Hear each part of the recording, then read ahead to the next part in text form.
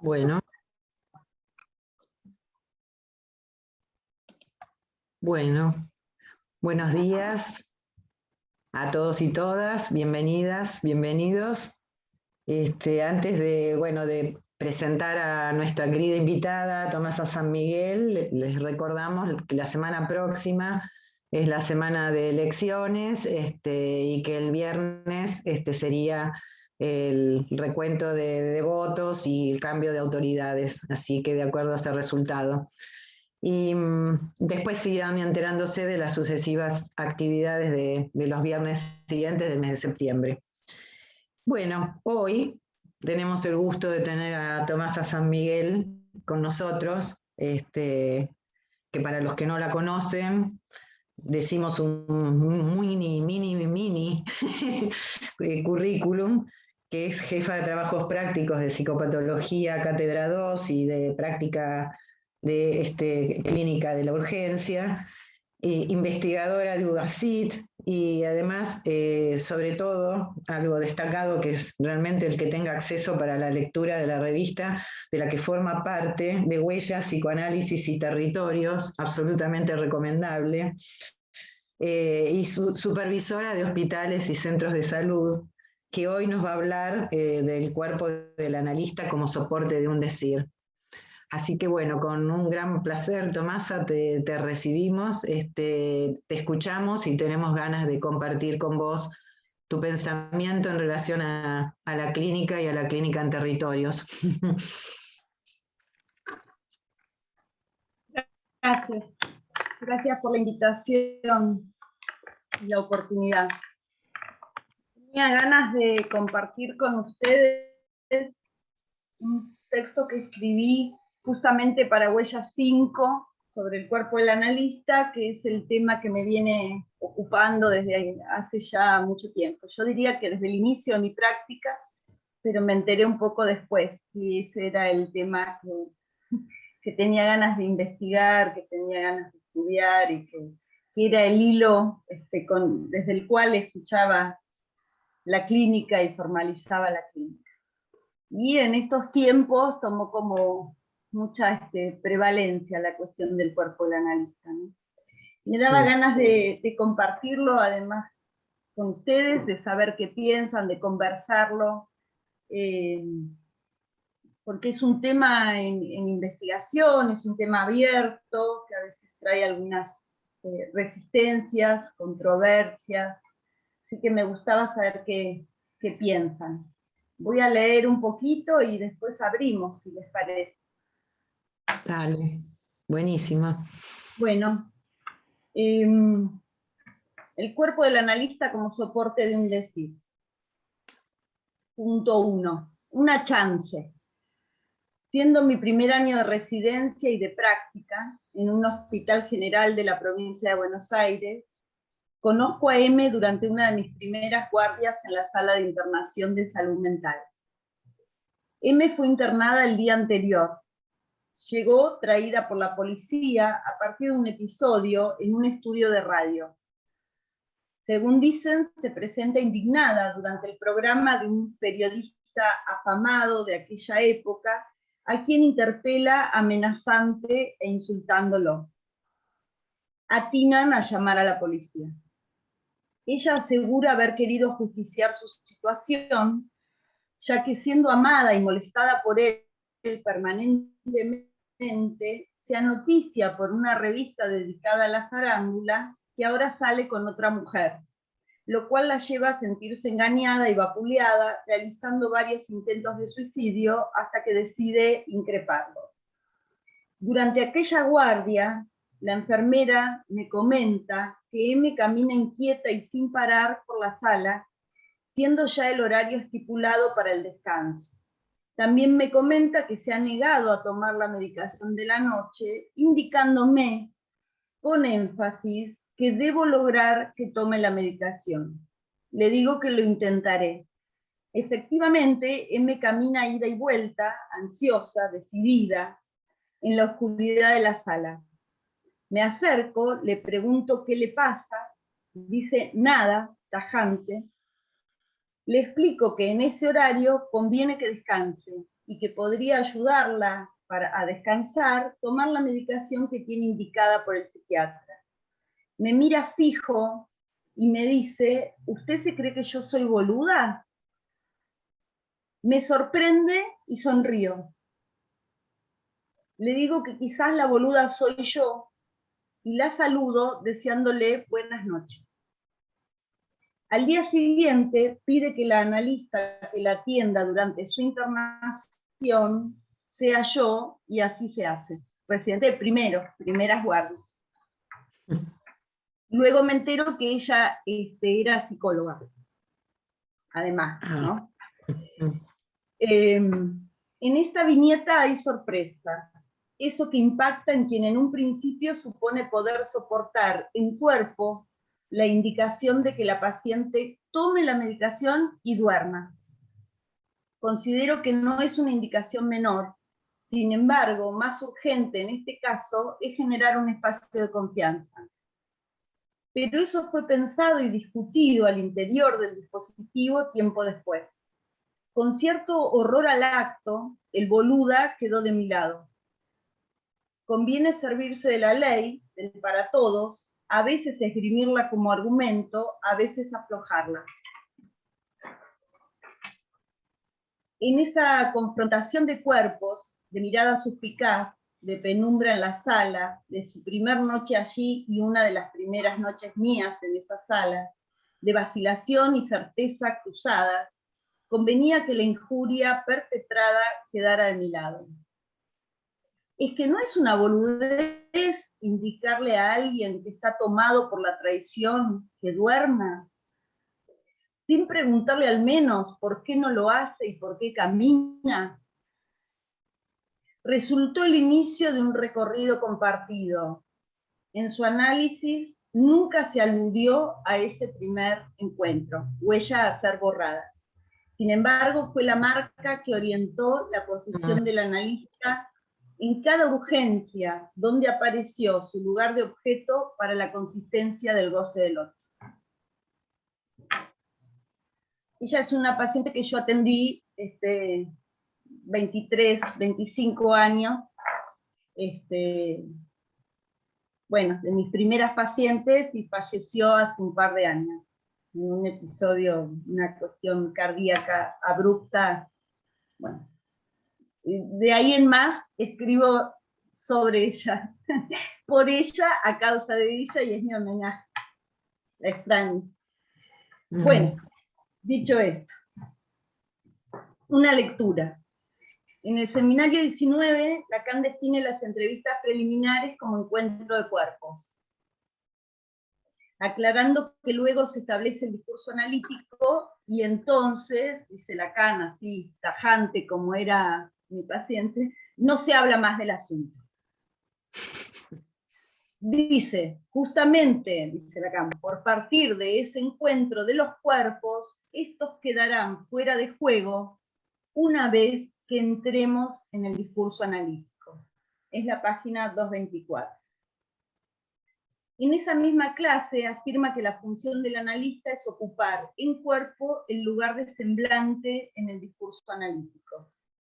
Dice, si existe algo denominado discurso analítico, se debe a que el analista en cuerpo, con toda la ambigüedad motivada por ese término, instala el objeto A en el sitio del semblante.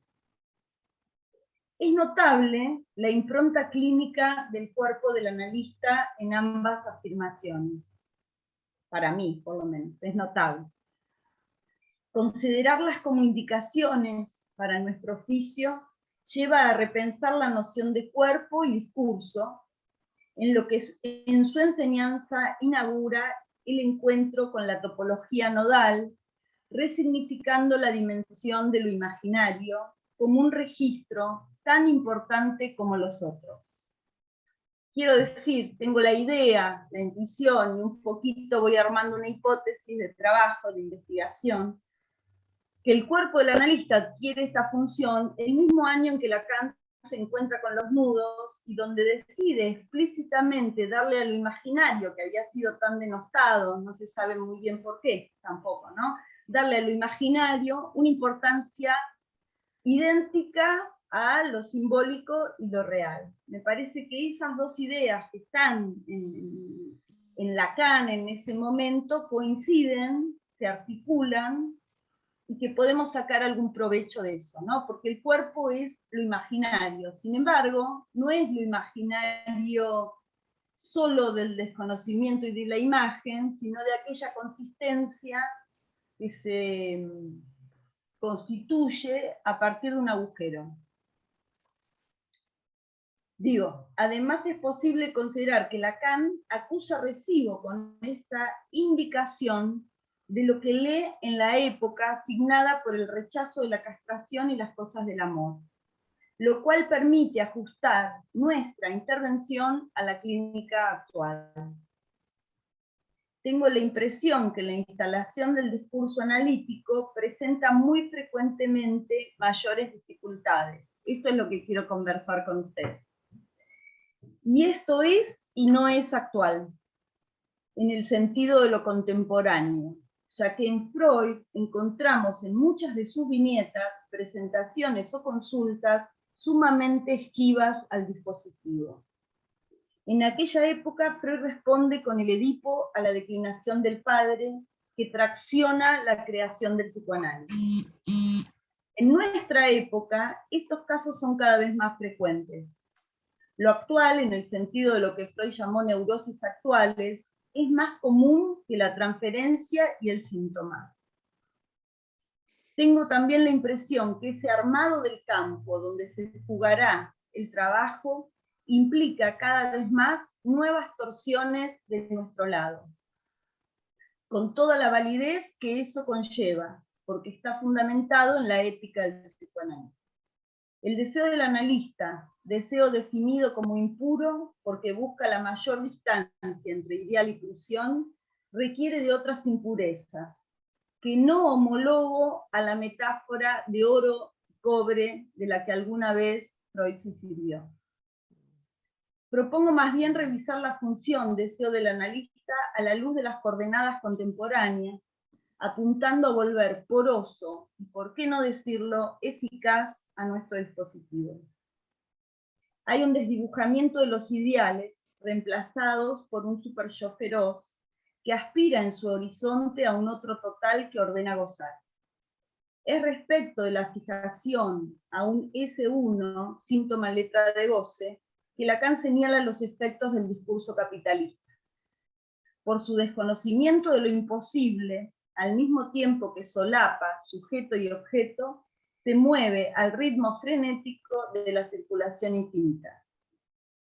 No se trata de la vuelta, me parece a mí, no se trata de la vuelta al mito del Edipo, poco futuro para una época de caída de los mitos, creencias, ideales, sino de revisar la función del padre como nominación, entendiendo nominación como que un significante suelto impacte cómo decir que resuena en lo que posibilita el alumbramiento de un sujeto que no suponemos de entrada.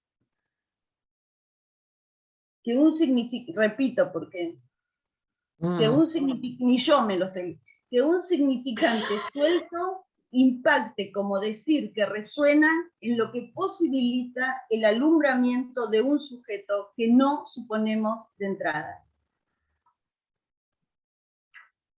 Me pregunto si lo que impacta es la voz o la palabra. ¿Hay distinción entre voz y palabra? ¿Una palabra es nominación por la voz con que se enuncia? Segunda cuestión. Si el discurso analítico es una torsión en el discurso del amo, es necesario cada vez repensar qué función es posible para un analista.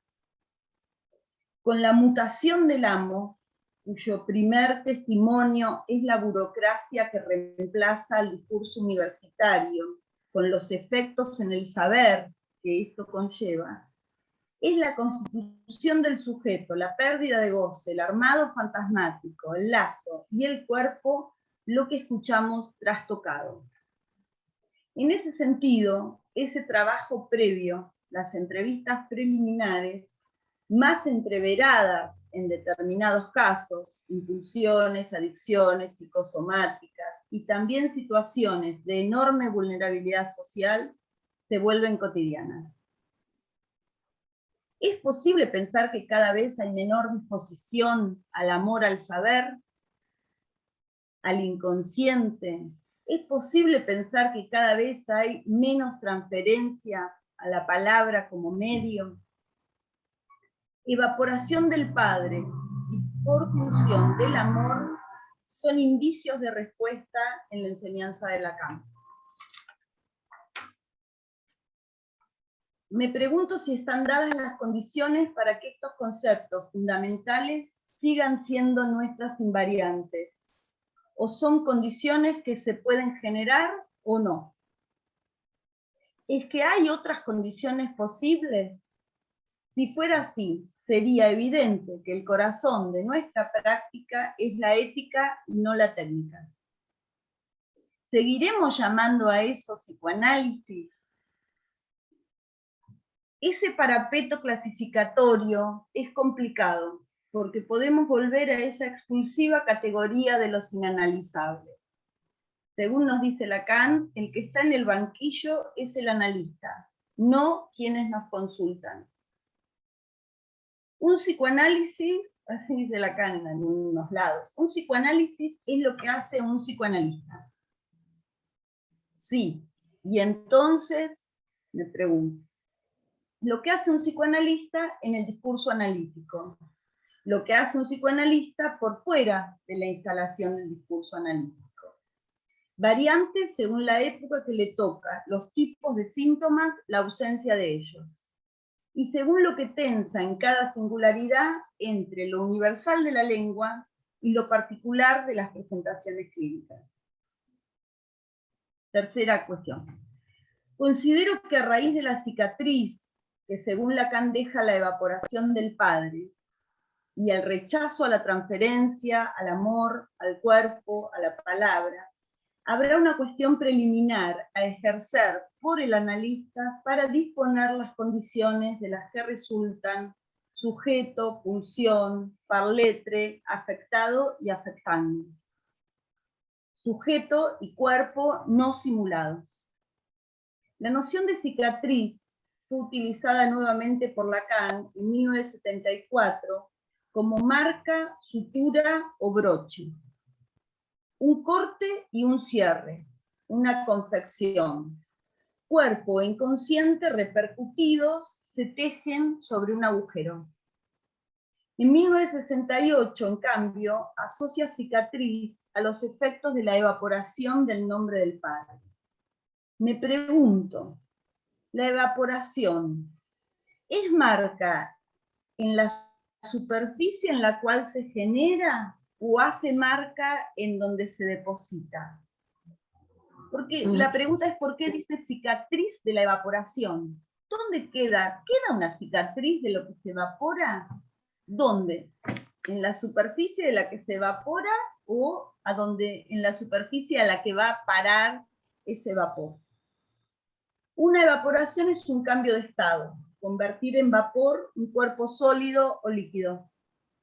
Es la mutación que afecta a un cuerpo y que va de la declinación paterna, que admite el fallido rearmado edípico o la rigurosidad forclusiva como tratamientos posibles, a la evaporación de sus marcas en cuerpo de deseo o de rechazo en relación a la ley como función en la cultura. Sin embargo, otras funciones tomarán el relevo de la operación de nominación. El analista es uno de esos relevos, para mí, ¿no? Eso permitiría modificar nuestra función, subrayando que el oficio se basa en la búsqueda de un vacío, y no en la cadena significante constituida. Búsqueda que en muchos casos es un amoroso forzamiento. Esperar, estar. Converso con una amiga, está acá en este momento, converso con una amiga que trabaja en un barrio vulnerado desde siempre, me cuenta una situación. Alguien que vive en la calle, estuvo preso, consume Paco, se encuentran, esperando, aparece el punto subjetivo. ¿De angustia? Me pregunto. La pérdida de un hermano. Esperar y no demandar en el ofrecimiento de planes, asistencias, soluciones, muy fallidas además, como sabemos. Tampoco demandar tratamiento, dispositivos, admisiones, entrevistas, estar. Que el dispositivo sea palabra-cuerpo que impacta en un decir, muchas veces silencioso, habilita, a mi entender, ese encuentro de cuerpos. Otro analista me cuenta su experiencia en la guerra en un país muy lejano. Es a partir de la interconsulta en un hospital general que conocen niños soldados. En algunos casos llegan a entristecerse, y en algunos casos piden jugar. Han perdido todo prematuramente y puede parecer que no les falta nada. Estar, esperar. Pienso si no será que el acento está en armar, construir, inventar la otra escena de la que Freud nos habló. No esperarla, sino inventarla. Prestarse a eso, tentar con eso, resonar ahí. Amar el inconsciente porque la transferencia es del analista, dice Lacan en el Seminario 21. Bueno, último punto, encuentro y discurso. En el Seminario 20, Lacan produce un viraje conceptual que lo lleva a definir el objeto A hasta el momento real como semblante. Aquello que semeja, dice, darnos el soporte del ser. Es a la luz de esta reformulación del A que se esclarece la articulación goce-cuerpo, lo cual precipita para mí en la siguiente definición. El ser es el goce del cuerpo como tal, articulado a la significancia y el goce asexual que afecta al ser hablante a partir de aquello que no cesa de no escribirse, relación sexual y muerte. Este planteo lleva a revisar la formulación pronunciada por Lacan en el seminario anterior, en el 19, en el de las entrevistas preliminares como confrontación de cuerpos, ¿no? Lacan dice, en el discurso analítico, el cuerpo del analista como A ocupa el lugar del semblante. Ahora bien, si el A es semblante y el ser es el goce del cuerpo, la función del analista es hacer de su cuerpo semblante. Esta es mi pregunta, en el fondo. En serio, digamos. Esta es mi pregunta. La función del analista es hacer de su cuerpo semblante. En su función no se trata del ser, sino del deseo del analista. Suponemos que en cuanto a los efectos del deseo del analista en el cuerpo, se trata de un cuerpo analizado, afectado de un vacío, ofrecido al encuentro. La función de semblante es hacer de cuenta que, ¿no? Hacer como que, hacer de cuenta que él motiva el deseo del paciente, que él causa el deseo del paciente. La suspensión de goce en el analista es su ética, desde la cual se define su operación. El cuerpo del analista en el lugar del semblante de discurso es vaciamiento de goce, lo cual le permite hacerse el A que conviene en cada caso y afectar la economía de goce del analizante. Es posible considerar que en las entrevistas preliminares como encuentro de cuerpos se trata de otra cuestión, ya que aún no se ha instalado el discurso analítico, su función de semblante que es función de vacío. Pero sí podemos afirmar que opera el deseo del analista y que es desde allí que se produce el giro que da lugar a la instalación del discurso analítico.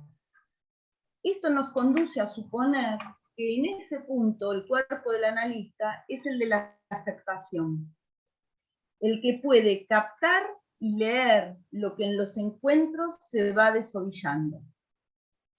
Tampoco allí se trata del cuerpo del analista en el sentido del goce, sino de su resonancia. Ya termino, ¿eh? Quizás sea necesario que sea el deseo del analista, afectado en cuerpo, el que encarna el no que hace marca, borde, cicatriz, ofreciendo su afectación en el encuentro.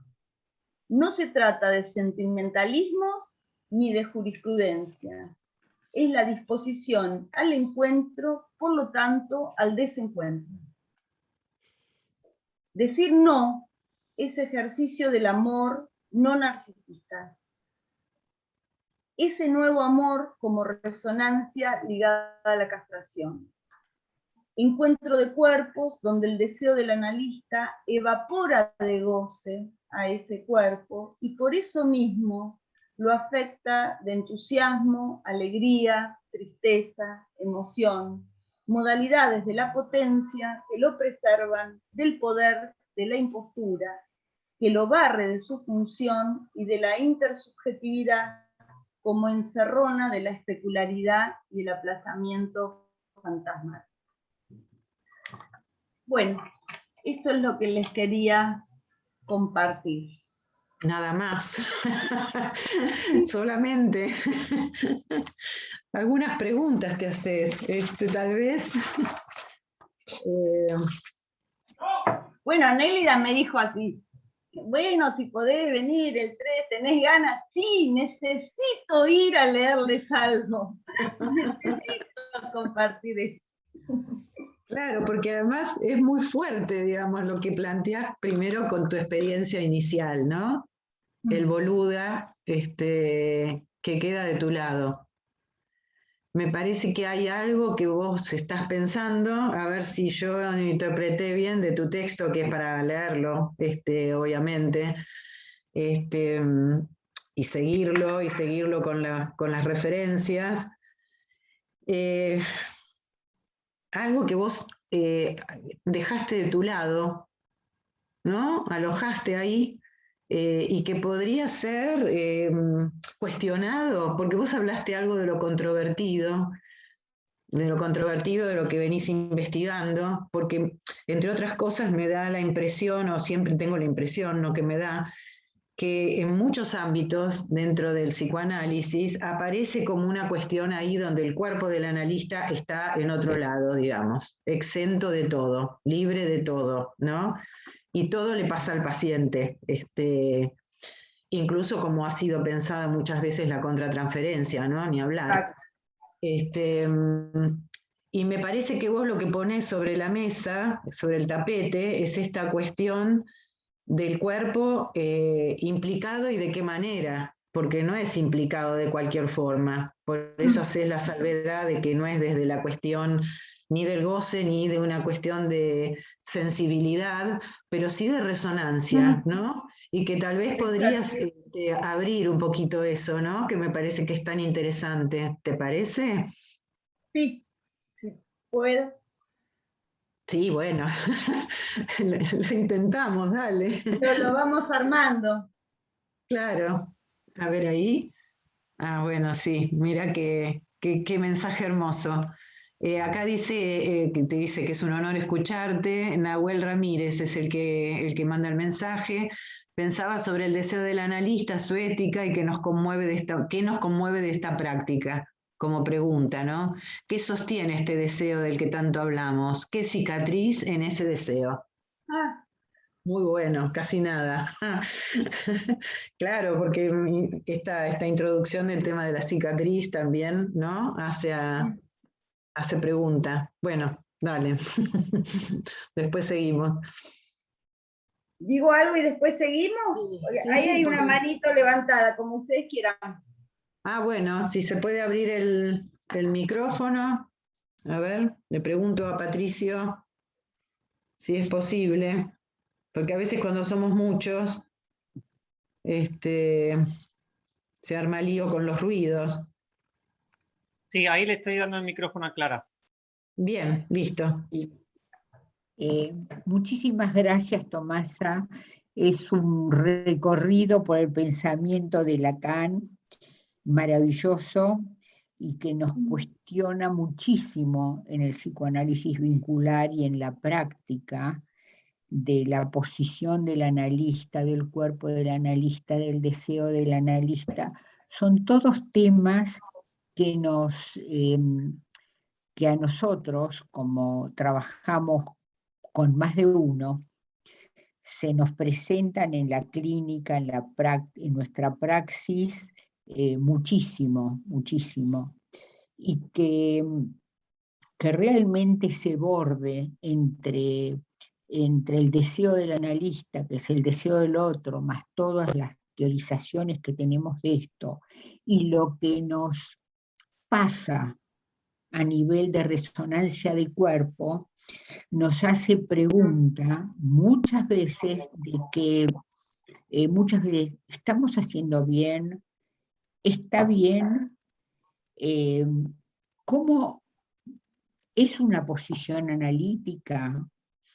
Es como una pregunta que se nos va jugando todo el tiempo en muchas sesiones de pareja, sobre todo, donde es imposible que algo no te resuene en el cuerpo.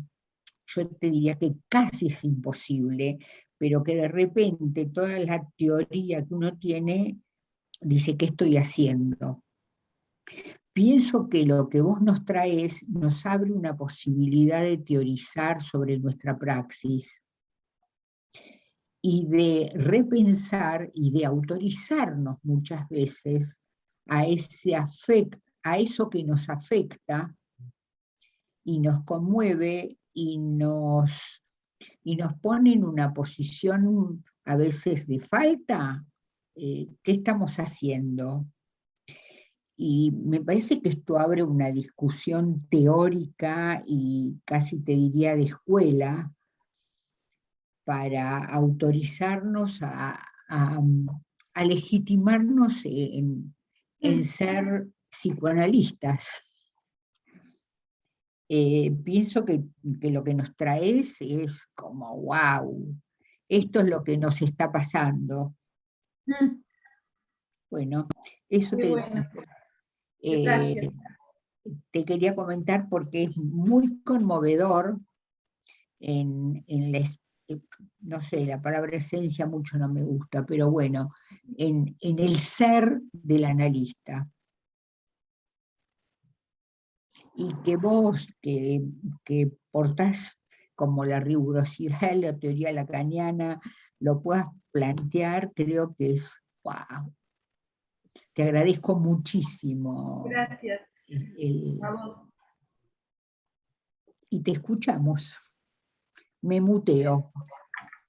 Bueno, gracias. Bueno, a mí voy a empezar por el lado de qué cicatriz en el deseo del analista. Era así, ¿no? Lo que decía Nahuel. Sí. ¿Qué nos conmueve? Es difícil responder eso, ¿no? ¿Qué es lo que sostiene el deseo del analista en nosotros como sujetos, ¿no? A mí me vienen dos cuestiones, las dos son muy íntimas, porque la pregunta por el deseo del analista me parece que lleva a un analista, ¿no?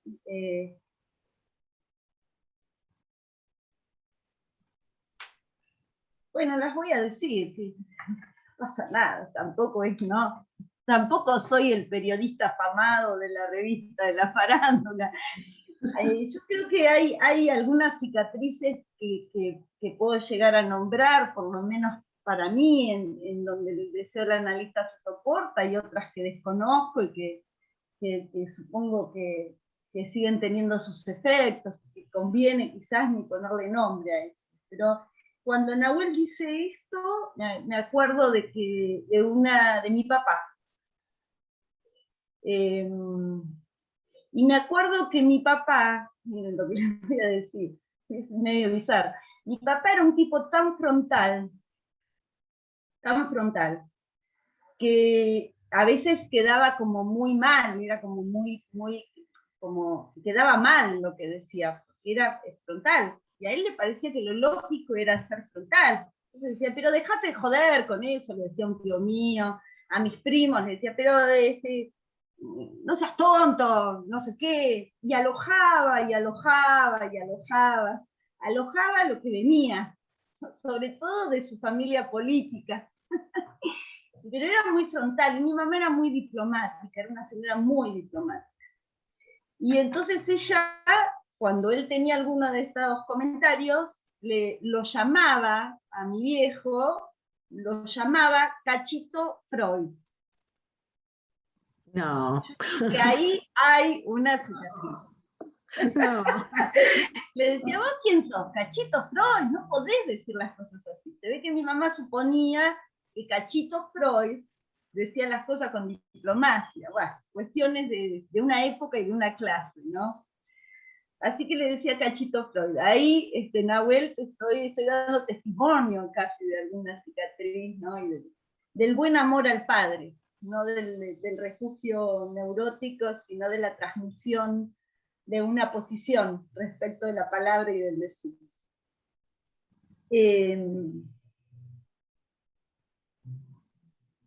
Luego está, me parece a mí, alguna marca respecto al sufrimiento, que todos tenemos, supongo yo, los que nos dedicamos con deseos, con honestidad, con compromiso a esto que hacemos, ¿no? Nos importa lo humano y nos importa el sufrimiento.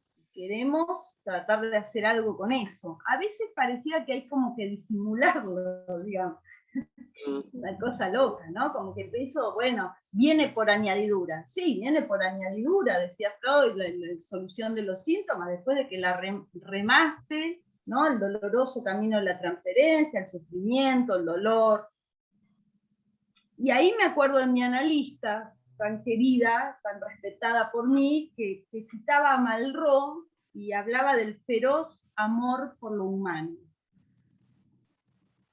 Estas son las cicatrices que conozco, las que puedo decir respecto del deseo de analista, ¿no? Me parece que es un feroz amor por lo humano, lo entiendo en relación al deseo del analista y a la ética del analista, como soportar estar ahí esperando que aparezca eso que a veces es apenas una brizna de una singularidad, que a veces es un pestañeo, que no tiene palabras.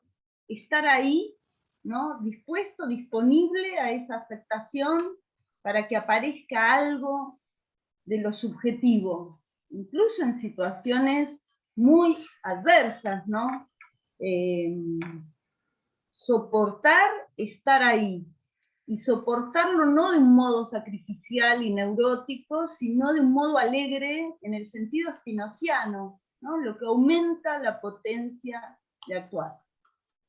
Estar ahí, a la espera, y decir no a tantas situaciones de avasallamiento de esa singularidad, ¿no? Seguramente el amor a la palabra es lo que nos sostiene y lo que nos reúne, ¿no? La transferencia, eso que traía, que dice Lacan, la transferencia es del analista, es él, es el analista el que ama al inconsciente, el que ama la palabra, el que supone que la palabra es un medio.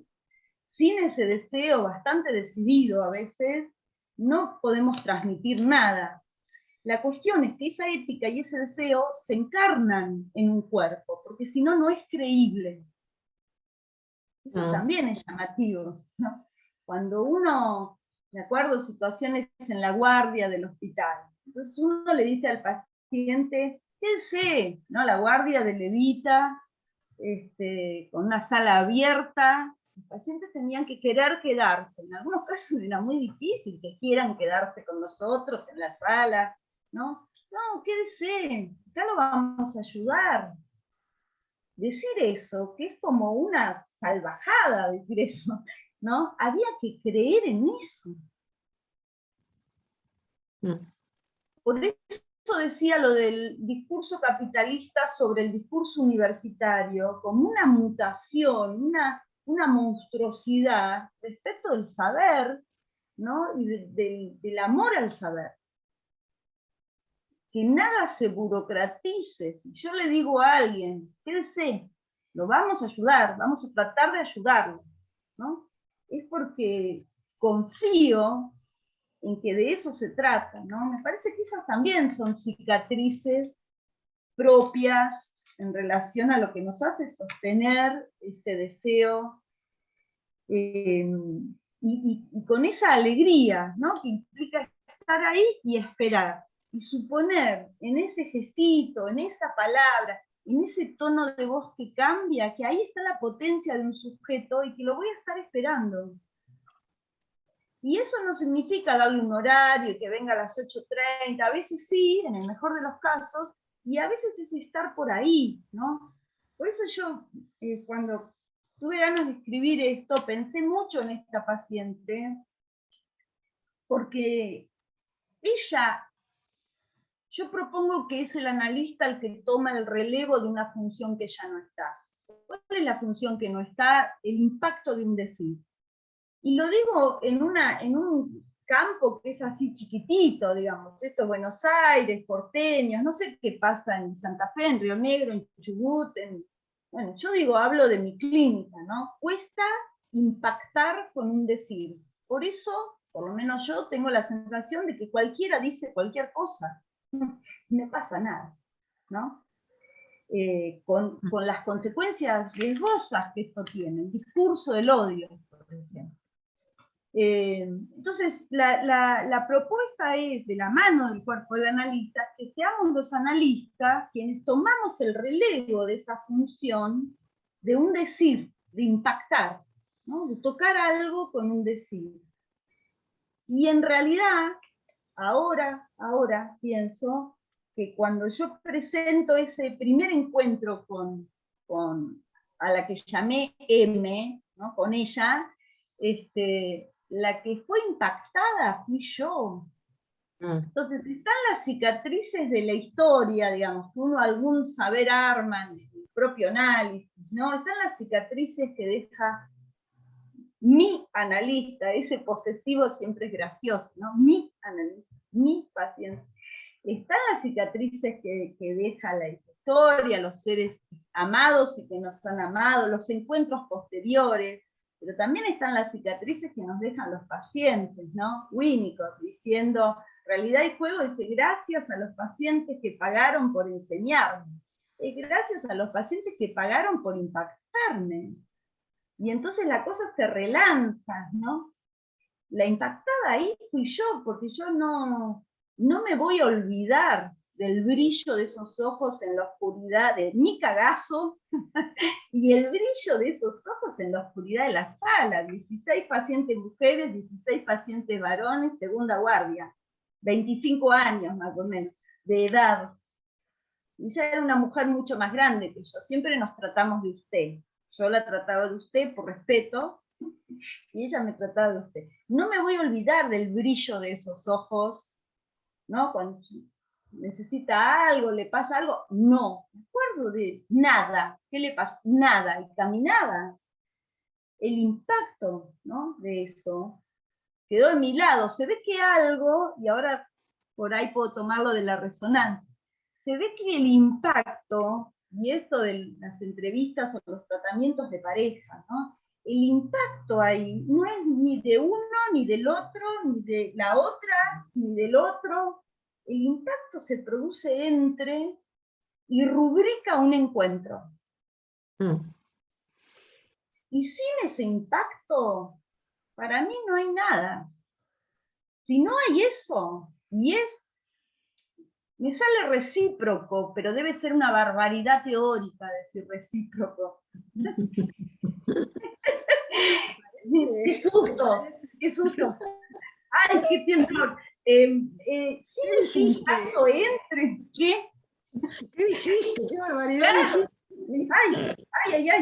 Sin ese impacto entre, me parece que no hay tratamiento posible. Y me parece que cuando Lacan dice confrontación de cuerpos, se está refiriendo a eso. Las entrevistas preliminares, ¿no? ¿Qué quiere decir? Los primeros encuentros son encuentro de cuerpos. Es una noción spinoziana.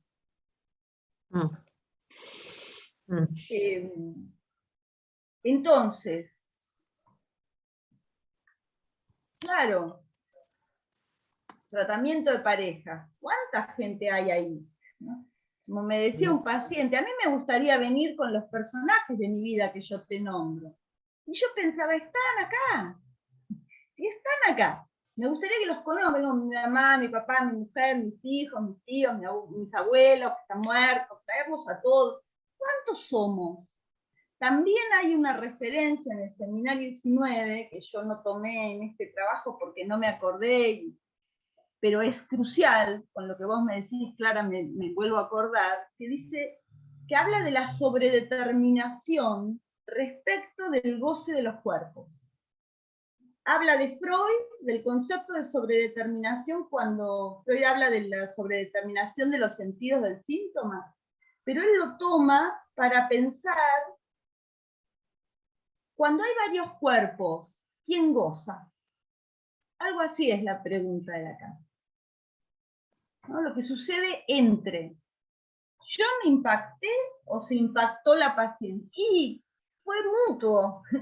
Y no fue simétrico, y no fue que hay relación, nos impactamos a la vez y ahora somos un dúo dinámico. No, algo sucedió, ¿no? Ese acontecimiento.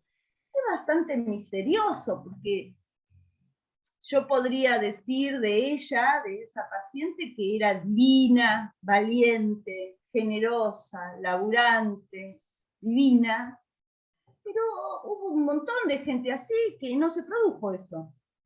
Y que yo escuché alguna vez.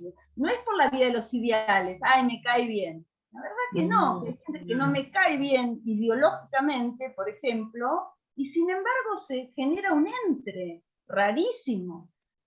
Porque si uno lo escuchara en una reunión social, no quiere hablar con esa persona que habla de ese modo. Y sin embargo, algo toca, y hay como un guiño, ¿no? Luego eso arma discurso. También podríamos cuestionar eso que dice Lacan, y no se habla más del asunto o algo así, los cuerpos quedan por fuera.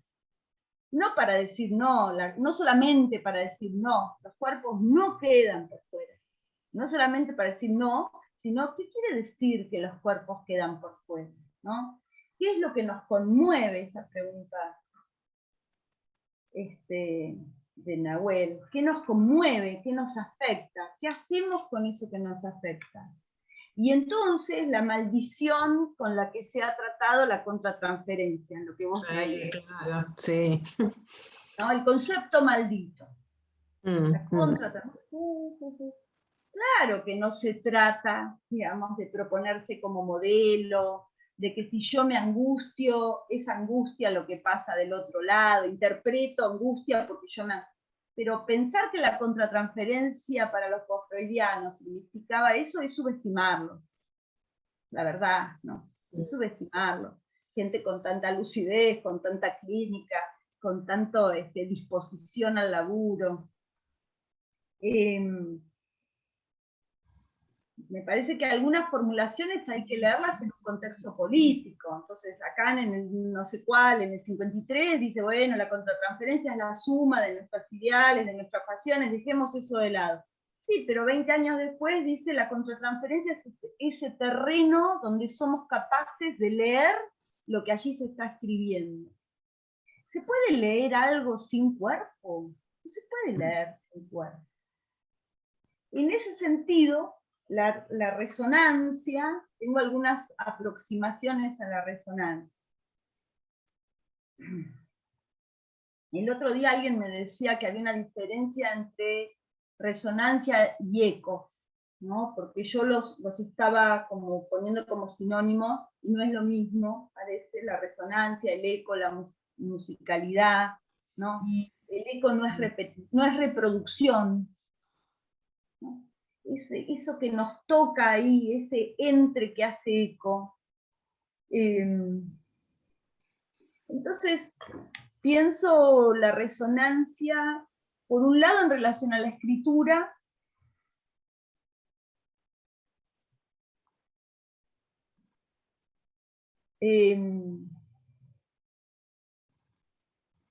Y por otro lado, en relación a esos buenos encuentros, en el sentido spinoziano, donde contingentemente nos disponemos a resonar al encuentro, y como decía en el escrito, al desencuentro que va de suyo, ¿no? Por eso no se trata de una idealización, de ahora todo es un éxito, ¿no? Sino de esa disposición al laburo. Y la resonancia tiene que ver con lo que resuena en el cuerpo. Lacan da no sé si el ejemplo, no es un ejemplo, pero se ocupa un poco de la poesía china, sobre todo para articular, me parece a mí, la cuestión de la imagen y el sonido, ¿no? Por los ideogramas. Habla del trazo, de la escritura, de eso que queda dibujado, escrito ahí, de cómo eso ya es una tramitación, una expresión del arte, el ideograma, y luego cómo eso se lee y en qué tono se lee. Y dice varias cosas del chino y del japonés, ¿no? Entonces me parece que intenta en ese punto hacer una articulación, es lo que estoy tratando de estudiar y de aprender, una articulación entre lo real, lo simbólico y lo imaginario, ¿no? Algo que toca, que afecta. Entiendo lo real como lo imposible de escribir. Estamos afectados por un imposible, ¿no? Seres sexuados y mortales, ¿no? Estamos afectados por algo imposible, por eso que no tiene palabras. Luego hablamos y estamos atravesados por esas palabras, y hay palabras que cargan con mayor afectación que otras, las palabras de amor, los modos de nombrarnos, la primera vez que algún hijo te dice mamá, ¿no? Y eso es un bautismo. Los modos de decir, las contraseñas, la injuria también. Esas palabras, el chiste y su relación con el inconsciente. Si hay chistes es porque una palabra tocó el cuerpo, es como muy, muy básico en el fondo. ¿No? Si no, no habría chiste. El chiste cambia la economía libidinal de algo. Para eso el oyente, dice Freud en el chiste y su relación con el inconsciente, justo lo leí ayer por otra cosa, el oyente tiene que tener una predisposición, dicen, a esas palabras, una actitud de predisposición, ¿no?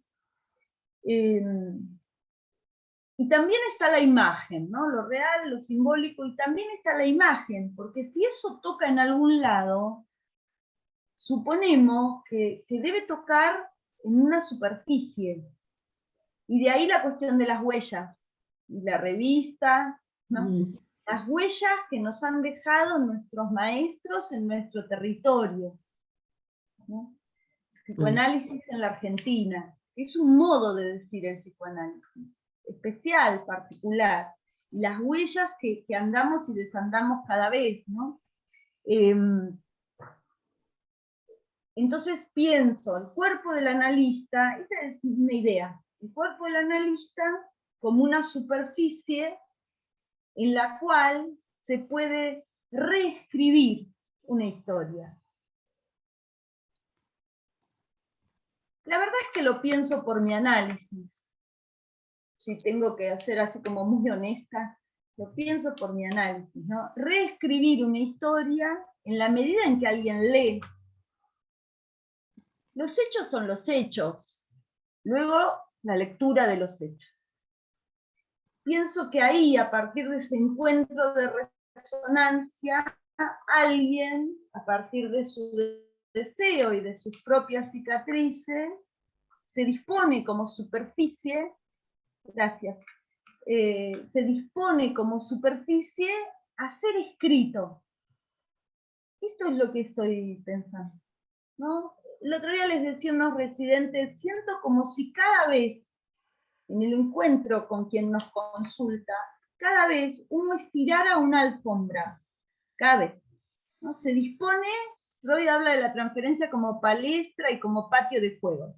Uno arma el lugar donde se va a jugar la cosa, como si uno estirara una alfombra pero esa alfombra es de una trama tal que permite esas marcas, ¿no? Y como si esa alfombrita o no sé qué, fuera el sedimento de lo que se va escribiendo. Me parece que esa disposición, ¿no?, a estirar una trama, donde si yo leo algo se escribe, y digo yo, y no es mi yo, donde si alguien lee algo se escribe, permite la reescritura, ¿no? Eso permite la reescritura, la invención. La pregunta que a mí me queda cada vez, desde hace muchos años, es si uno puede leer y reescribir sobre las trazas que son anteriores a las huellas, en Freud los signos perceptivos, o uno puede inventar trazas. Porque a veces uno tiene ganas de inventar trazas, no solo o sí, para no quedarse en este binario que es medio sin salida, si leyendo, escribiendo uno inventa trazas. No sé si me explico bien lo que quiero conversar, ¿no?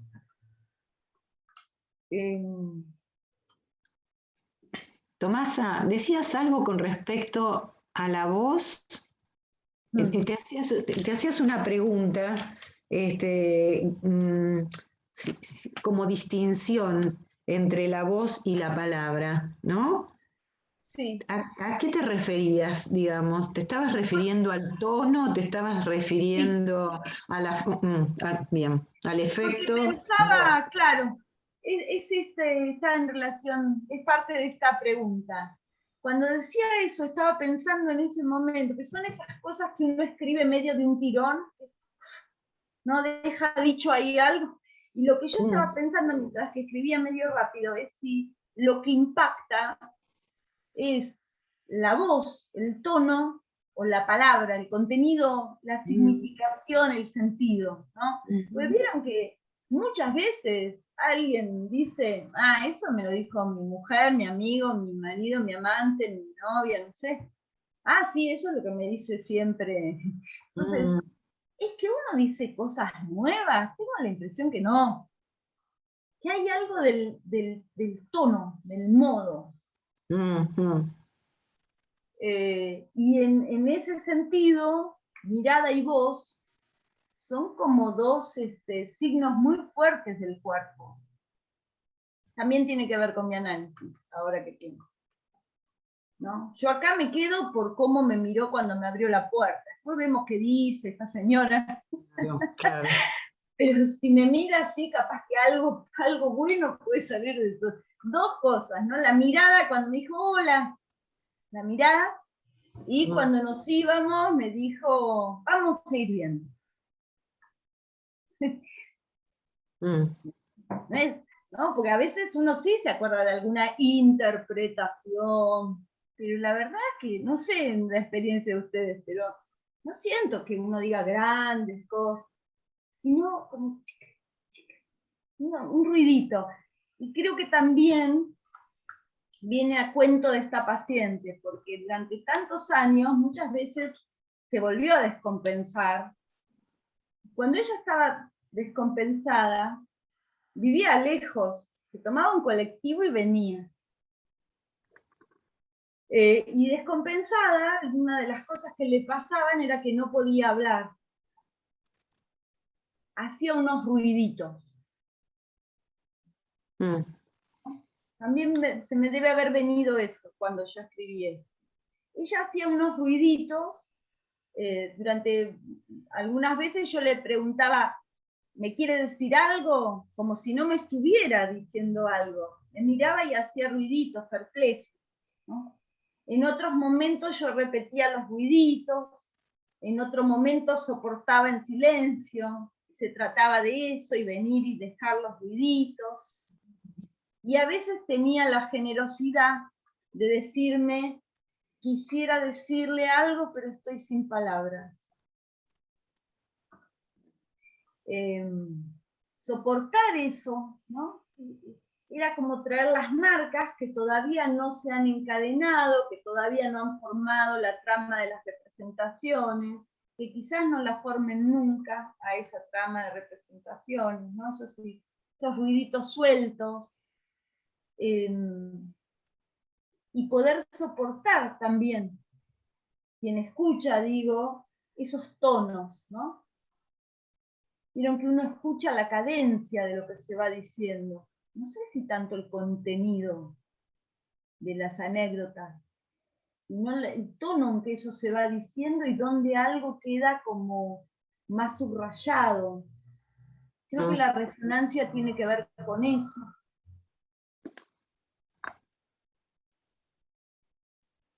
Ayer una persona me dijo, me siento muy sola con todo esto. Y yo la miré y lo que me salió decirle, son esas cosas que después uno dice, miré y le dije, no me ofendas. Nada más. Y dijo, gracias por el abrazo. Eso.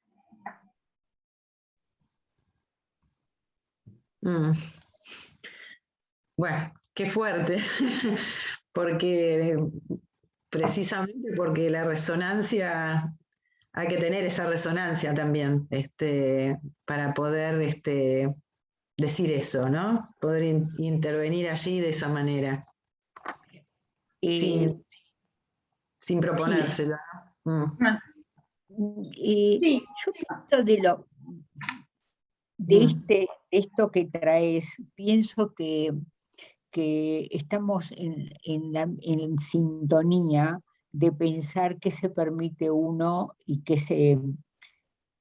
y cómo cambia la cosa, porque muchas veces las teorías era como no nos tenemos que mostrar como persona, y realmente somos personas y nos impacta.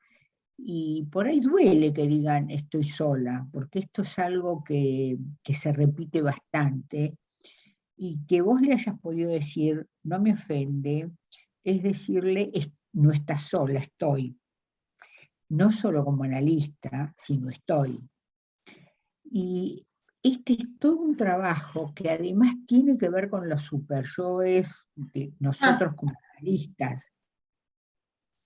Es una cosa superyoica que a veces no nos permite intervenir y que pienso que es todo un desafío cuestionar, porque bueno, no es sin las reglas fundamentales, pero no es únicamente, sino encontrarle la vuelta de no involucrarse, sí implicarse, porque ahí uno se implica como humano, no está sola, te escucho, te leo, te sostengo. Es muy aliviador esto que nos contás, porque es como que nos permite aflojarnos en estas cosas superyoicas Claro. del... Claro, porque me parece que el peso de lo superyoico tiene que ver con lo identitario. Me sale esa palabra ahora escuchándote, Clara. La identidad, ¿no? ¿Soy o no soy analista si digo tal cosa? Como si la identidad se comiera la función. Lo digo mal, lo digo medio chabacano, pero lo estoy pensando así ahora que vos me decís. ¿No? Como si la cuestión fuera, si eso no es de analista, hacer o decir o comprarle un sándwich a un paciente o hablar con el psiquiatra o ir a la escuela o... Entonces estamos preocupados por la identidad, que es máscara. Habíamos quedado en que eso es una máscara, ¿no? No en el ser. Pero es interesante, Tomasa, porque nosotros, en nuestra teoría, en nuestra práctica, en nuestra transmisión, la palabra identidad no tiene buena prensa. Claro.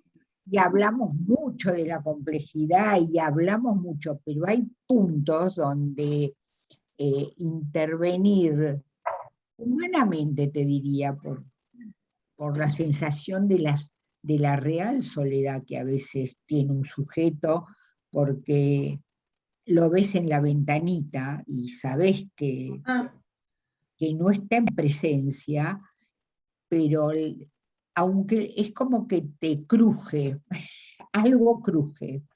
Me mandé una macana, ¿qué dije? Es como autorizarse y apropiarse de todo esto que venimos teorizando en nuestra cabeza para la práctica, porque es una cosa que va y vuelve. Creo que es habilitador de una riqueza del psicoanálisis. Claro, a mí me parece que ahí más que se esté jugando la persona, ¿no? A ver, como si uno pudiera, justamente por estar separado, bastante separado de su persona, servirse de algo, de lo que transmite como persona, que no es la falta de ser que nos constituye, para ponerla en juego en el encuentro, ¿no? Y ahí está el deseo, como servirse. Sí. Me acuerdo de otra paciente en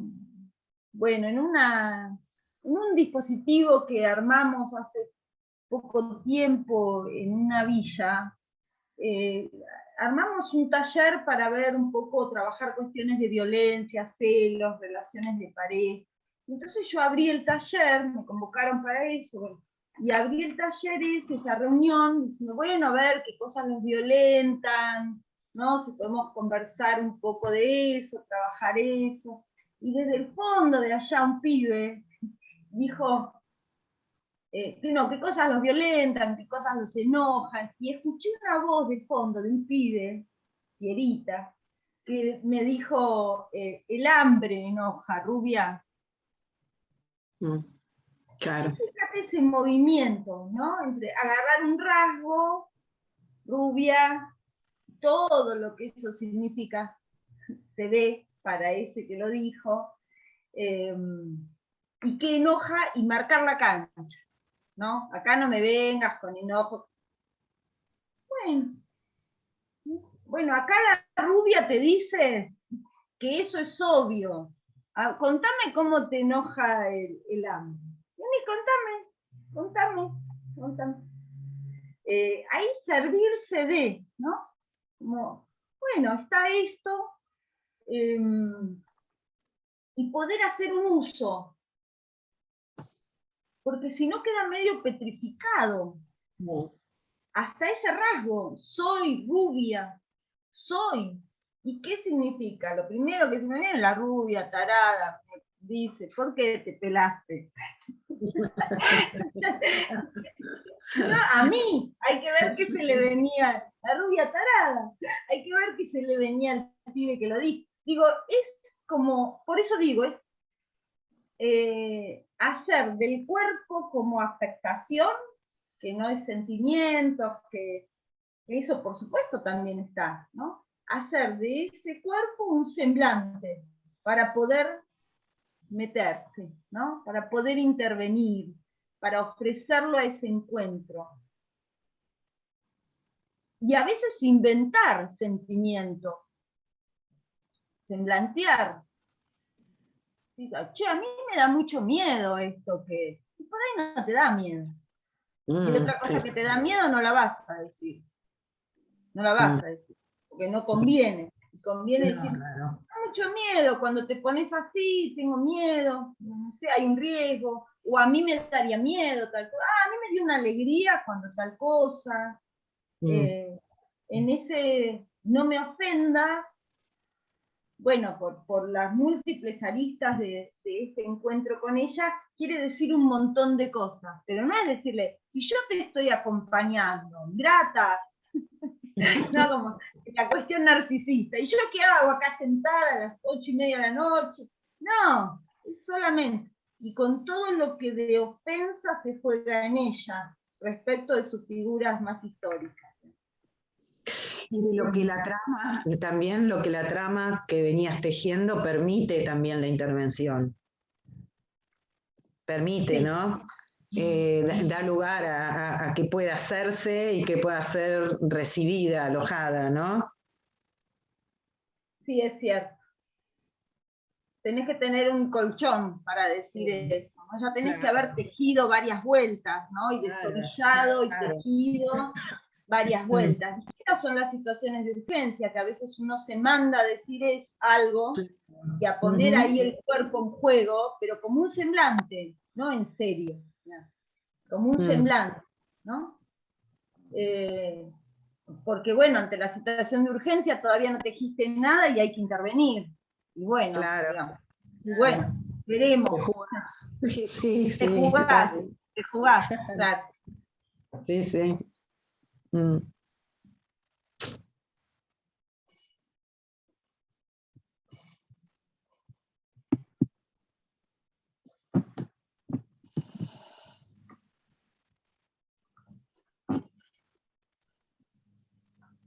Bueno, obviamente que hay felicitaciones, y Graciela Giarello dice que es muy conmovedor lo que transmitís, y dice que toca sus marcas, ¿no? Me parece que hay un efecto seguro en esto que estás transmitiendo, que cada uno va haciendo como su recorrido de todas las experiencias y de los distintos momentos, y con pacientes así también muy graves, que lo que se juega es también muy intenso, ¿no? En ese borde que es tan difícil de tener la sensación de a ver si uno se cae, ¿no? A ver si uno se equivoca, ¿no? ¿Qué provoca ahí en esa situación de urgencia, de precariedad, ¿no? De precariedad psíquica, ¿no? El temor incluso de que esa jugada juegue en contra, digamos, ¿no? Produzca lo contrario, que no hubo búsqueda ahí, porque cuando vos le decís eso a la paciente, a M, ¿no? Entre el brillo de sus ojos, la oscuridad, la falta de experiencia, pero que le largás algo de eso que evidentemente después pudiste pensar que era algo de alojar esa injuria y dejarla de tu lado, porque realmente el escenario era ese, ¿no? Totalmente espontáneo sería, ¿no? Eso fresco, hay algo que vos captaste de lo que a ella le estaba pasando. Algo captaste de eso, aunque no le pudieras poner los rótulos necesarios de la gran, Nada, ¿viste? Cosa no de podría nada. articulación teórica, del diagnóstico y de no sé qué. Nada, pero algo pescaste de la injuria, algo pescaste de la injuria. Algo sabías también de ella, ¿no? Sí, De la sí. traición, de Claro, cómo porque cuando empezaba la guardia uno leía los ingresos, estas palabras que ahora me suenan como lejanas, ¿no? Uno leía los motivos de internación de los pacientes que habían ingresado, sí. hacíamos eso, pero además ahora pienso que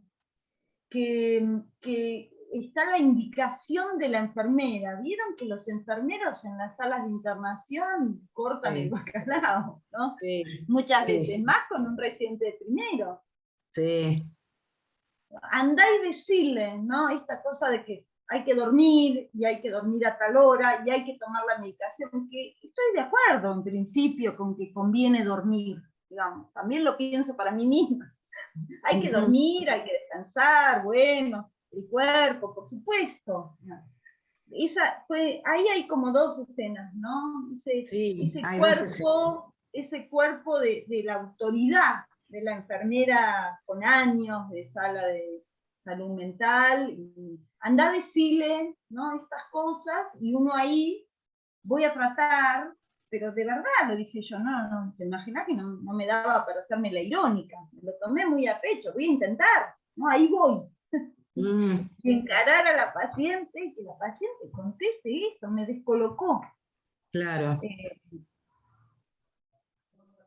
todas esas cuestiones también hacen a cómo están los cuerpos en las instituciones, ¿no? Que esa es la, bueno, estamos, no, era otro como asterisco que también pensaba, me daban ganas de compartir con ustedes. ¿Qué pasa con los cuerpos en las instituciones? Porque la verdad que ahí, en ese encuentro de cuerpos, mi cuerpo estaba bastante petrificado por numerosas indicaciones y por el susto de haber empezado la residencia, estar en el hospital general, las guardias, la sala, la locura, la enfermedad, la muerte, la pobreza. No es fácil.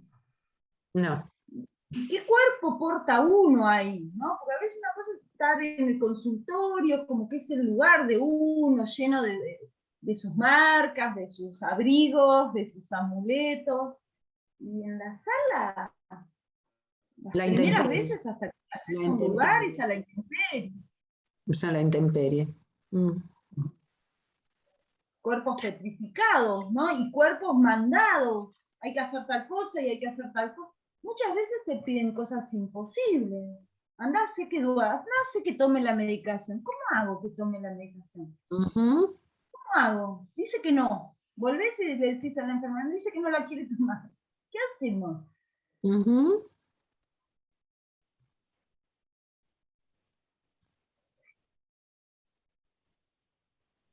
Sí, estaba pensando esto que vos decías los cuerpos en las instituciones, porque son las posiciones en las que cada actor, cada protagonista se ubica, ¿no? Cada integrante se ubica.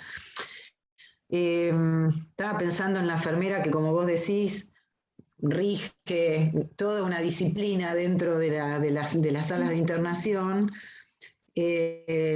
Otros profesionales, o sea, los colegas, los que están más cercanos, los que están más por arriba, estas diferencias, digamos, ¿no? De jerarquías que hacen las relaciones no solamente asimétricas, sino de cierto grado de violencia, ¿no? La violencia propia de las instituciones, me refiero. Y quién aloja y quién no, y qué haces con eso, porque a vos también te tienen que alojar, ¿no? O sea, cuando te están diciendo andá y da la orden, no sos vos alojada desde ese lugar de residente de primer año que recién empieza, ¿no? Yo me acordaba como concurrente y no como residente, que cuando entré a la sala, me recibió un psiquiatra súper tradicional, clásico, bueno, no importa, le voy a dejar los calificativos de lado. Me mostró la sala, me mostró el comedor y me dijo, acá está la mesa de ping-pong, acá jugamos con los pacientes al ping-pong y leemos el diario todas las mañanas. Yo me lo quedé mirando, además recién recibida, ¿qué te puedo explicar? Venía estudiando psicoanálisis en una escuela de psicoanálisis, amando el psicoanálisis, apasionada por eso, y yo decía, uy, acá no voy a poder trabajar con el diván, lo hago el chiste, ¿no? Porque obviamente que era obvio que no, pero yo decía, ¿qué hago? ¿Qué voy a hacer acá? Pero porque además no había tampoco quien alojara esa inexperiencia, esa intemperie, digamos, ¿no? No había alguien disponible que dijera, bueno, irás viendo qué va pasando y lo iremos hablando, iremos intercambiando. No había en ese momento supervisiones, era un momento del servicio muy, muy lejano. Había que pagárselas afuera, digamos, porque la desesperación te llevaba a decir, ¿cómo trabajo? ¿No? Bueno, vas a tener sala de hombres y sala de mujeres, porque en ese momento no quedaba alguien destinado a una o a otra. Tantas camas, cuando se vacían esas camas, y estas camas, y esas son tuyas. Si se vació y se llenó, esas ya pasan a ser tu paciente o tu paciente varón. Y claro, y porque tampoco está esa cosa de cómo ponen los cuerpos los otros, ¿no? Sí, ¿Qué cuerpos son los que circulan? ¿Qué cuerpos son los que circulan? Exacto. Por eso lo dije rápido, pero también es para subrayar que cuando la paciente al día siguiente dice, yo quiero que me atienda esa chica que estuvo anoche, el equipo de la sala escucha ese pedido y dice, bueno, dale, dale que te acompañamos, dale que supervisamos, esto es cierto también, ¿no? Escucha el pedido de la paciente y no dice, no, le corresponde a fulano, porque no sé qué. No, hace lugar a esa singularidad, a ese pedido, sabiendo que la transferencia es clave, soportando que la transferencia es clave, más allá de la burocratización, ¿no? Claro. Más allá de las normas. Y la verdad es que es un gesto que es institucional ese. Presidente de primero atendiendo a esta paciente, muy probablemente otro jefe hubiera dicho, no, no, esperá, no, no. Y la jefa dijo sí, y te acompaño, y acompañó. En esa clase, donde Lacan habla del encuentro de cuerpos, en realidad la pregunta, yo recorto eso porque me sirve para soportar la formalización de una pregunta clínica que me hago, pero la pregunta de Lacan en esa clase es, ¿cómo es que el discurso toca el cuerpo? Y lo primero de lo que él habla es el discurso del amo y las instituciones, y la petrificación de los cuerpos. La petrificación. Y entonces pensaba ahora, cuando te escuchaba, cómo algo de esa petrificación del amo, y también por las cuestiones del super-yo que conversamos, la petrificación del amo también puede afectar al cuerpo del analista, por un imperativo o por una especie de moral psicoanalítica, ¿no? Pero la pregunta de Lacan es esa, ¿cómo es que el discurso atrapa, eso dice, esa palabra, atrapa y petrifica los cuerpos? En situaciones como la que venimos viviendo desde hace más de un año, ¿no? Creo que la pregunta es, ¿vos cómo estás? Hola, ¿qué tal? Bien, ¿vos cómo estás? Y uno ahí rastrea sus familiares, la salud, si tiene algún contagiado en ese momento, tocamos madera, fallecidos, bueno, tocamos madera, ¿no? Estamos todo este tiempo hablando de los cuerpos, también del nuestro. Muchas situaciones. Recuerdo en el 2001, ir a atender a Lanús, había que cruzar el puente Porredón. Siempre había un piquete, siempre había una manifestación, siempre había un quilombo, a veces no podíamos volver de Lanús a Capital, o no podíamos ir de Capital a Lanús, todo cortado, bueno, ¿se acuerdan? Diciembre de 2001, ¿no? Y la cuestión también era ahí los cuerpos, ¿no? Podés llegar, no podés llegar, estás, no estás, cómo estás, dónde estás, ¿no? A mí me parece que no estar exentos, porque vos decías esto, Nélida, al principio de hoy, el cuerpo del analista como exento, ¿no? Como no estar, cuando la situación es tan planetaria, ya sería como muy payasesco hacer como que uno queda por fuera, ¿no? ¿No es acaso payasesco siempre quedar por fuera? Sí, sí, sí. Pero quiero decir como el colmo, ¿viste? Ya sería claro, como de locos. De locos, claro. El colmo. Como esos chistes, ¿cuál es el colmo de tal cosa? Bueno, ¿cuál es el colmo de una nariz? Quedar por fuera de una pandemia. Inmunizados. Claro. Y la verdad es que no es lo que ha pasado. Lo que ha pasado es que hemos salido a responder, a atender, a contener, a escuchar en las instituciones, en las guardias, en las salas COVID. La verdad es que lo que ha pasado ha sido muy conmovedor, hablando de cicatrices, ¿no? En general, habrá casos que no, bueno, en general yo creo que hemos estado muy a la altura. Sí. Muy a la altura y totalmente a distancia de algunas morales y de algunos prejuicios, ¿no? Sí, sí. Y poniéndole el cuerpo, pero digo, son dos cuerpos distintos. Ese cuerpo propio de un decir, el cuerpo como superficie de escritura del cual se desprende un decir, que cuando decimos poner el cuerpo, ¿no? Tipo cuando decimos los analistas de niños ponen el cuerpo. Sí, por supuesto, jugamos, nos tiramos al piso, nos disfrazan, nos pintan, nos lavamos las manos, bueno, todo lo que hacemos, pintamos con témpera, pero ese cuerpo, el del movimiento, el del juego, es una dimensión del cuerpo. No implica que por estar quieto no ofrezcamos el cuerpo a la aceptación, ¿no? Por eso es importante que el cuerpo esté lo más aireado posible de nuestras propias cuitas, de nuestro fantasma, de nuestro modo de goce, de nuestro narcisismo. De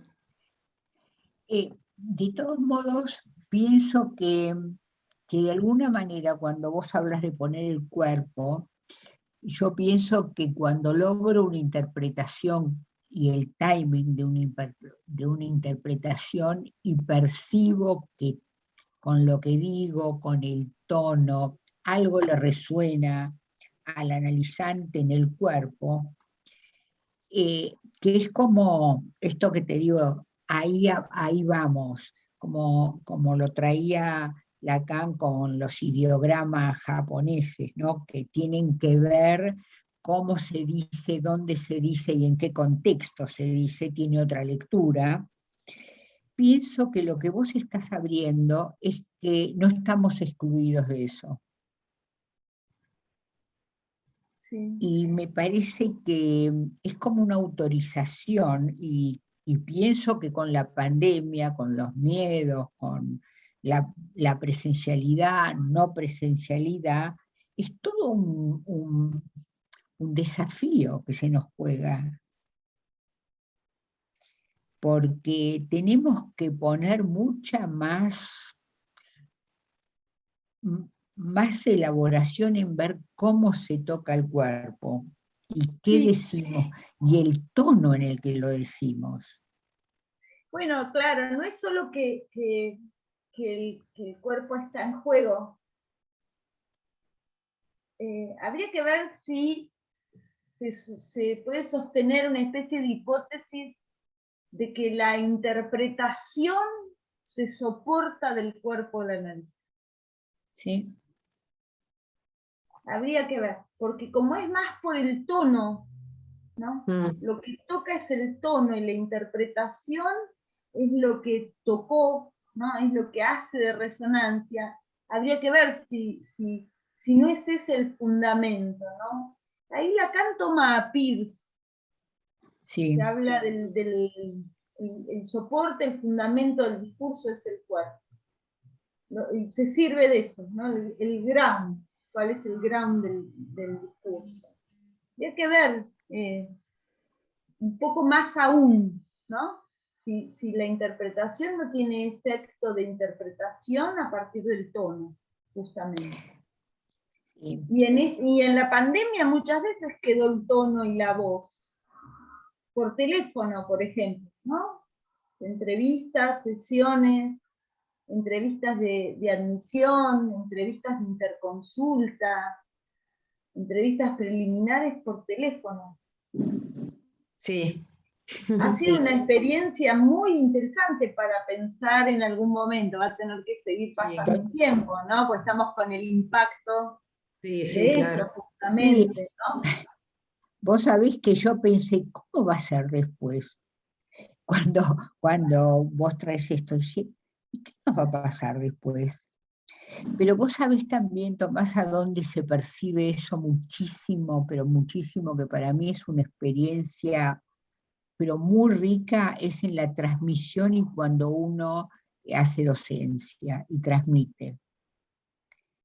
Es de una riqueza el aprendizaje de la transmisión y de la docencia, porque uno se ve en las ventanitas y hay gente de muchos lugares que no son de Cava y no son tan cercanos, y la voz y lo que se transmite y cómo, y es realmente impactante. ¿Cómo va a ser después? Aparece la pregunta. ¿Y después qué? ¿Cómo va a ser? Sí. Sí. Sí, pienso en muchas cosas. Ya estamos escuchando los efectos de la vuelta, ¿no? La vuelta a las escuelas, la vuelta a las oficinas, los efectos también impactantes de volver al encuentro de los cuerpos, no de las pantallas, sino de los cuerpos. Mucha angustia, muchas consultas nuevas a partir de reemprender la vuelta, ¿no? A mí esto en los últimos 2 o 3 semanas me ha llamado la atención. Sí, sí, sí. Como queremos volver, y cuando volvemos medio que no sé si queremos, ¿no? Es todo como muy enrarecido, muy extraño. Sí. El cuerpo es lo que está en cuestión, ¿no? Sí, Sí. porque tal vez la vuelta está pensada desde una ilusión de volver a encontrar lo que hubo antes de la pandemia. Y la vuelta no tiene nada que ver con eso, porque cuando circulás, cuando estás, cuando vas, venís, hay otro mundo, digamos, otras sensaciones, otro modo de Sí. manejarse en la calle, Sí. otros gestos, otros gestos también tapados por el barbijo, ¿no? Hay toda una serie de cuestiones que hacen a la diferencia, ¿no? Con los cuerpos a distancia, marcada la distancia de alguna El manera, cuerpo ¿no? peligroso, el cuerpo contagiante, contagiado, contagioso, ¿no? El otro como amenaza. Y también que lo que ha tenido un fuerte impacto ha sido una pandemia, y en algunos sujetos ni siquiera. Porque junto con lo del cuerpo del analista viene la pregunta de qué nos impacta hoy, qué es lo que realmente es un antes y un después, ¿no? ¿Qué tipo de decir es un antes y un después, hace acontecimiento? Y está siendo difícil ubicar eso. En algunos casos ni la pandemia fue un antes y un después, ¿no? Es llamativo que un decir no tenga esa fuerza del impacto hacia nuestro trabajo. Nosotros laburamos con palabras. ¿Qué va a hacer de interpretación? ¿Qué va a tener el efecto de la interpretación si está siendo difícil impactar? Con la palabra, ¿no? Después las imágenes son tremendas, tampoco terminan de impactar algunas imágenes. Ves una cosa y otra y se dice. ¿Cuáles son los retornos de que la palabra no impacte? ¿No? Está lo totalitario, está el rechazo, está el odio. A mí me parece como un tiempo delicado y al mismo tiempo interesante para pensar, ¿no? Sí, sí, claro. Y que nos concierne mucho como analistas de...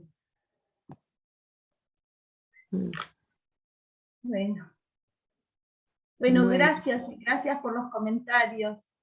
Gracias. Gracias a vos. Y gracias nos hiciste reacomodar un montón de cosas. No, pero además gracias por tu generosidad, porque además estás escribiendo, estás investigando, y nos estás contando cómo lo pensás con esa frescura que te caracteriza, y de la que sos capaz de decir así, ¿no? Con toda la sencillez del mundo, eso que sentís y que te pasa y que va pasando por tu cabeza y por tu experiencia, ¿no? Así que sí, agradecerte enormemente de tu digo que eso también depende de los oyentes, ¿no? A dónde uno lleva un trabajo que está en progreso, digamos, que está abierto, ¿no? Está en construcción. Gracias por escucharlo y conversarlo, claro, está en revisión, digamos. Vamos a ver a dónde va esto. Vamos a ver. Bueno, después nos dirás, después nos contarás a dónde estuvo arribando, ¿no? Bueno, un agradecimiento y un abrazo virtual enorme. Muchas gracias. Chao, Lucre. Chao, chao. Gracias a todos por participar. Chao, gracias, chao. Nelida. Gracias por los comentarios. Gracias, Clara. Chao, gracias. Chao.